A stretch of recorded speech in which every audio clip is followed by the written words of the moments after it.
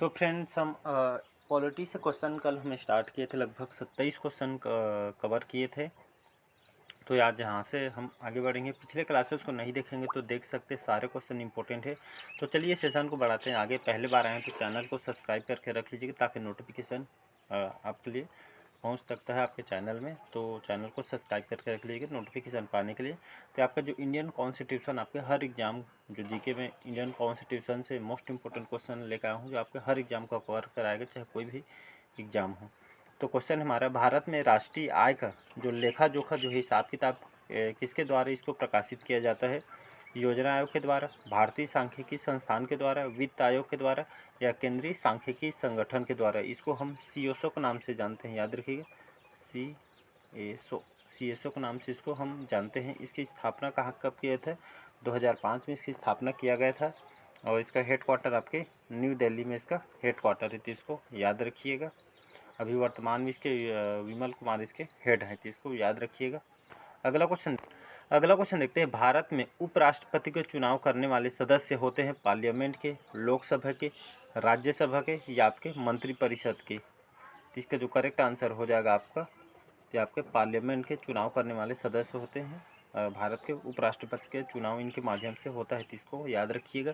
अगला क्वेश्चन देखते हैं। मुख्य न्यायाधीश के अतिरिक्त उच्चतम न्यायालय में न्यायाधीशों की संख्या ये आपका कितनी होती है? ये भी कई बार एग्जाम में क्वेश्चन पूछा गया है। 33 करेक्ट आंसर इसका हो जाएगा, तो याद रखिएगा।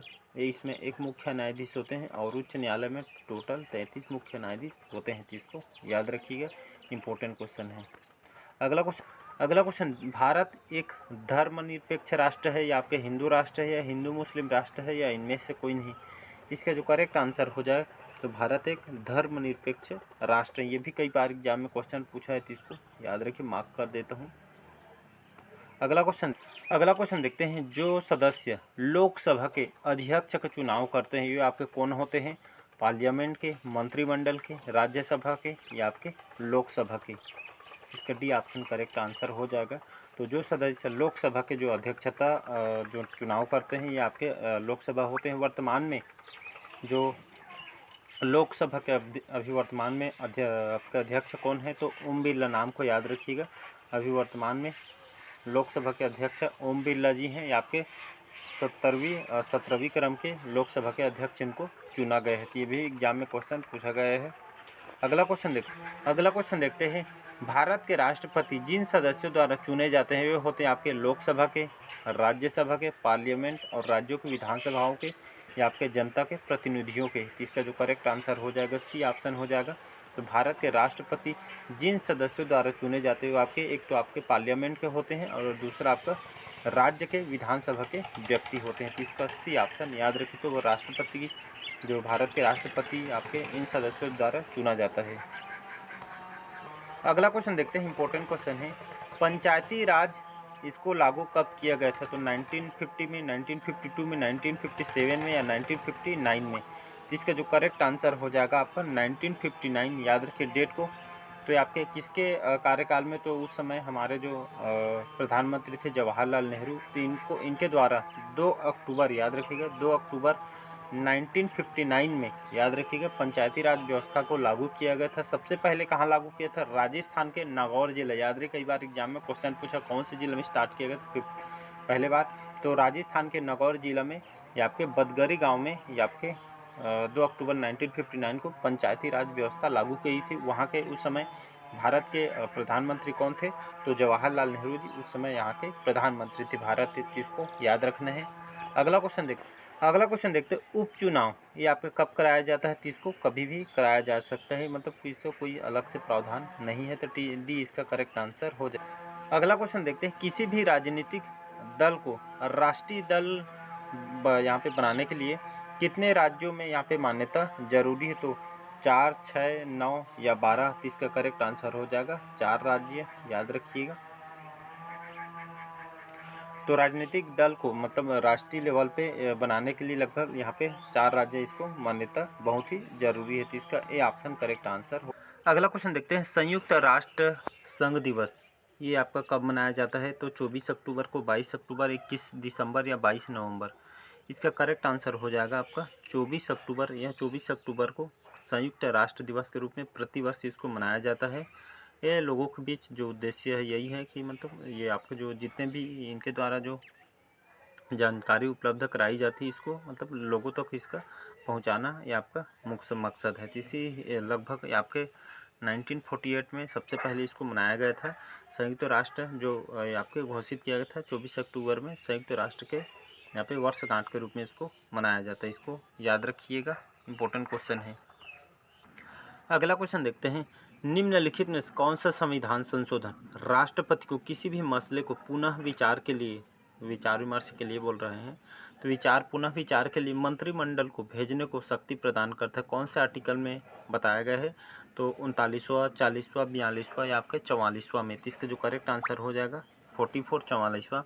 इस संविधान संशोधन में जो बताया गया, इस संशोधन के तहत राष्ट्रपति को किसी भी मसले को, कोई समस्या वगैरह जो मतलब हो जाए रहती है, तो इस मसले को पुनः विचार के लिए, फिर से उनको विचार करने के लिए मंत्रिमंडल को भेजने को जो शक्ति प्रदान की है आर्टिकल आपका 44 में, ये आपको याद रखना है। अगला क्वेश्चन देखते हैं, संसद के द्वारा पास किया गया जो विधेयक तभी एक नियम कानून बन पाता है जो निम्नलिखित में से किसने पास किया हो? राज्यसभा के अध्यक्ष के द्वारा, उपराष्ट्रपति के द्वारा, प्रधानमंत्री या आपके राष्ट्रपति के द्वारा। ये आपका जो करेक्ट आंसर हो जाएगा राष्ट्रपति। संसद में मतलब इनके द्वारा जो पास किया जो कोई भी विधेयक होता है ये आपका नियम तभी बन पाता है जब वो आपके किसके द्वारा पास किया गया है? तो राष्ट्रपति के, उनका हस्ताक्षर होना चाहिए, उनके द्वारा पास किया गया तभी ये आपका नियम कानून बन पाता है। तो इनका पास किया गया इम्पोर्टेंट है, तो इनके द्वारा होता है मेन। अगला क्वेश्चन देखते हैं, इम्पोर्टेंट क्वेश्चन है, इसको IMP कर देता हूँ मैं। भारतीय संविधान का कौन सा भाग राज्य के लिए नीति निर्देशक तत्व, जिसको हम DPSP के नाम से हम जानते हैं, तो नीति निर्देशक करने वाले तत्वों को उल्लेख करता है? तो आपका अनुच्छेद 36 से आपका 51 याद रखिएगा। आपका जो है अनुच्छेद 36 से 51 राज्य के नीति निर्देशक सिद्धांत DPSP पे शामिल है, तो याद रखिएगा आपके इस पे काम करती है। अगला क्वेश्चन देखते हैं, भारतीय संविधान के कौन सी अनुसूची भाषाओं का उल्लेख करता है? तो इसका करेक्ट आंसर हो जाएगा आपका आर्टिकल नंबर 8 जो है आपके ये अनुसूची भाषाओं का उल्लेख करती है भारतीय संविधान में। अगला क्वेश्चन देखते हैं, डॉक्टर राजेंद्र प्रसाद जी कितने वर्ष तक भारत के राष्ट्रपति रहे थे? ते टोटल सबसे ज़्यादा 12 बार रहे थे। ये आपके हमारे पहले राष्ट्रपति हैं और सबसे ज़्यादा इनका कार्यकाल रहा था, तो इसको याद रखिएगा। अगला क्वेश्चन देखते हैं, सर्वोच्च न्यायालय का जो न्यायाधीश अपना पद त्याग कर सकता है, ये आपका किसको पत्र लिखकर, ये आपका अपना जो सर्वोच्च न्यायालय के जो न्यायाधीश होते हैं त्याग पत्र कर सकते हैं पत्र लिखकर? तो मुख्य न्यायाधीश को, राष्ट्रपति को, प्रधानमंत्री को या आपके वित्त मंत्री को। तो इसका जो करेक्ट आंसर हो जाएगा आपके राष्ट्रपति को या आपके पत्र लिखेंगे अगर उनको अपना त्याग पत्र देना होगा। अगला क्वेश्चन देखते हैं, संविधान सभा में उद्देश्य प्रस्ताव कब प्रस्तुत किए गए थे? 9 दिसंबर 1946 को, 26 जनवरी 1947 को, 18 दिसंबर 1946 को या 15 अगस्त 1946। तो ये आपका भारतीय संविधान में जो उद्देश्य प्रस्ताव ये आपका प्रस्तुत किया गया था आपके 18 दिसंबर 1946 को, तो डेटा को याद रखना है आप। अगला क्वेश्चन देखते हैं, संविधान सभा के प्रथम अध्यक्ष कौन थे? तो राजेंद्र प्रसाद जी, सच्चिदानंद सिन्हा जी, भीमराव अंबेडकर या पंडित जवाहरलाल नेहरू। तो इसका जो करेक्ट आंसर हो जाएगा संविधान सभा के प्रथम अध्यक्ष बोला गया है, ये भी इम्पोर्टेंट है। तो सच्चिदानंद जो सिन्हा जी ये आपके संविधान सभा के प्रथम अध्यक्ष इनको बनाए गए थे, तो इसको याद रखिएगा। अगला क्वेश्चन देखते हैं, लोकसभा के अध्यक्ष अपना त्यागपत्र किससे संबोधित करता है? तो आपके राष्ट्रपति को, प्रधानमंत्री को, उपराष्ट्रपति को या उपाध्यक्ष भारत के। तो इसका जो करेक्ट आंसर हो जाएगा तो उपाध्यक्ष को अपना मतलब संबोधित करके लोकसभा का जो अध्यक्ष अपना त्यागपत्र किनको दिया जाएगा या जो संबोधित करेंगे तो उपाध्यक्ष को या लोकसभा उपाध्यक्ष को संबोधित करेंगे, इसको याद रखिएगा। अगला क्वेश्चन देखते हैं, कौन से राज्य में द्विसदनीय व्यवस्थापिका नहीं है? तो बिहार में, उत्तर प्रदेश में, पंजाब में या आपका कर्नाटक में। तो इसका करेक्ट आंसर हो जाएगा पंजाब, याद रखिएगा। तो यहाँ पे द्विसदनीय व्यवस्थापिका यहाँ पे व्यवस्था नहीं है। अगला क्वेश्चन देखते हैं, कौन सा मूल अधिकार केवल भारतीय नागरिकों को उपलब्ध है? तो अनुच्छेद 15, 16, 19 और 29 याद रखिएगा।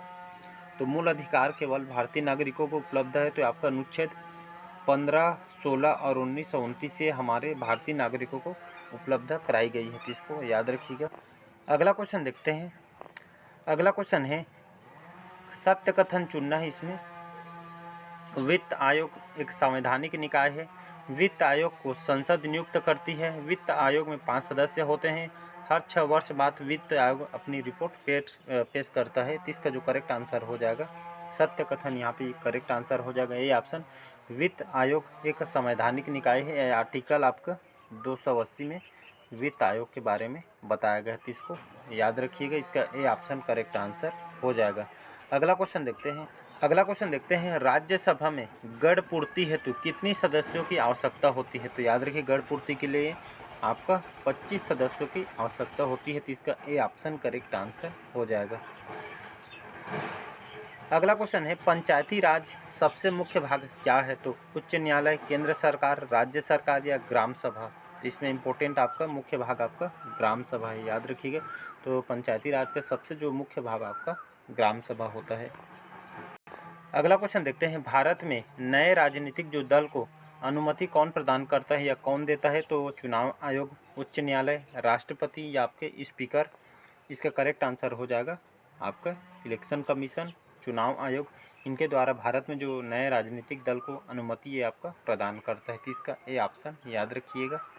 अगला क्वेश्चन देखते हैं भारतीय संविधान के 44वें अनुच्छेद के अनुसार समान संहिता की परिकल्पना निम्नलिखित किनके लिए है? तो धार्मिक निकायों के लिए, सजातीय समूहों के लिए, स्त्रियों के लिए या डी आपके जो भारत के नागरिकों के लिए? तो इसका जो करेक्ट आंसर हो जाएगा भारत के नागरिकों के लिए। जो भारतीय संविधान के अनुच्छेद 44 में इसमें बताया गया जो समान संहिता की परिकल्पना के आपके इनके द्वारा नागरिकों के लिए इसको बनाया गया है। अगला क्वेश्चन देखते हैं निम्नलिखित कौन सा एक आदेश व्यक्ति को गैर कानूनी ढंग से बंदी बनाए जाने पर उसकी स्वतंत्रता सुनिश्चित करने के लिए उच्चतम न्यायालय द्वारा जारी किया जाता है? तो बंदी प्रत्यक्षीकरण, परमादेश, उत्प्रेषण या अधिकार परीक्षा? तो इसका जो करेक्ट आंसर हो जाएगा बंदी प्रत्यक्षीकरण, याद रखिएगा। तो एक आदेश किसी व्यक्ति को गैर कानूनी ढंग से बंदी बनाए जाने पर उसकी स्वतंत्रता सुनिश्चित करने के लिए जो उच्चतम न्यायालय है इसके द्वारा जारी किया जाता है, इसका ए ऑप्शन याद रखिएगा। अगला क्वेश्चन देखते हैं।